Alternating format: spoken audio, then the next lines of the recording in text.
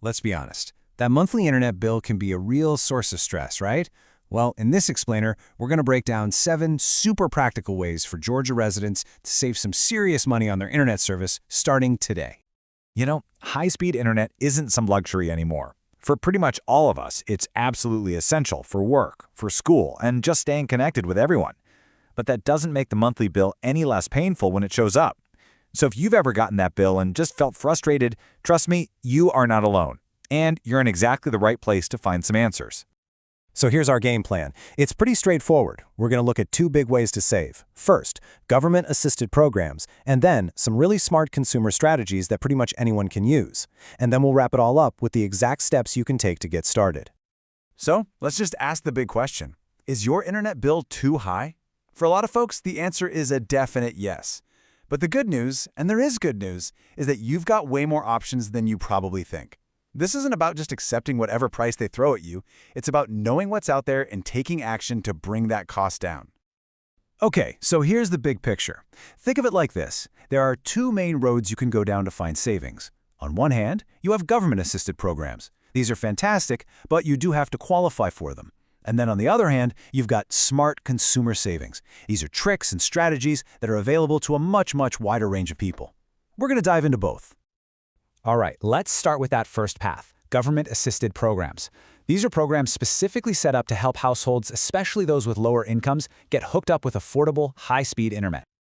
Now, this table is a great little snapshot of the first 4 ways you can save. You'll see plans from big providers like Xfinity and Spectrum, and they're often tied to your participation in other assistance programs. So, for instance, if you're on SNAP, that's the Supplemental Nutrition Assistance Program, or your kids are in the National School Lunch Program, you might qualify.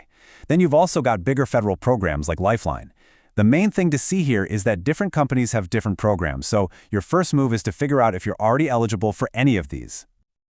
Okay, but what if you're looking at that list and thinking, I don't think I qualify for any of those?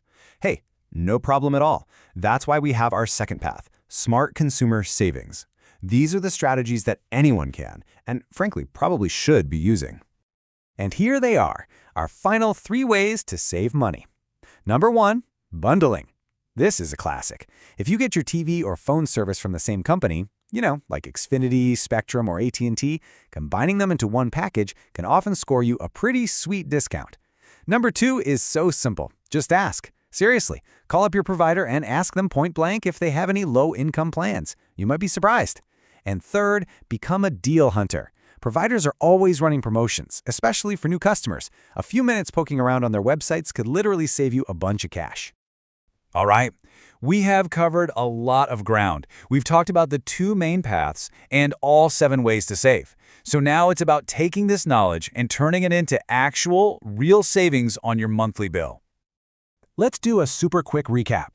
Your first step should be to check your eligibility for those 4 big assistance programs we talked about, Lifeline, and the ones from Xfinity, Spectrum, and AT&T. And remember, everybody should be using those smart consumer strategies. Look into bundling, don't be afraid to ask for a deal, and always keep an eye out for new promotions. And that brings us to what is probably the single most important piece of advice in this entire explainer. Things change.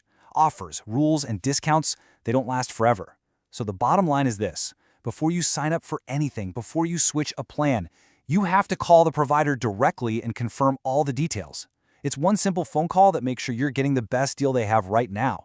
After all, it's your money. It's time to make sure you're keeping as much of it as you can.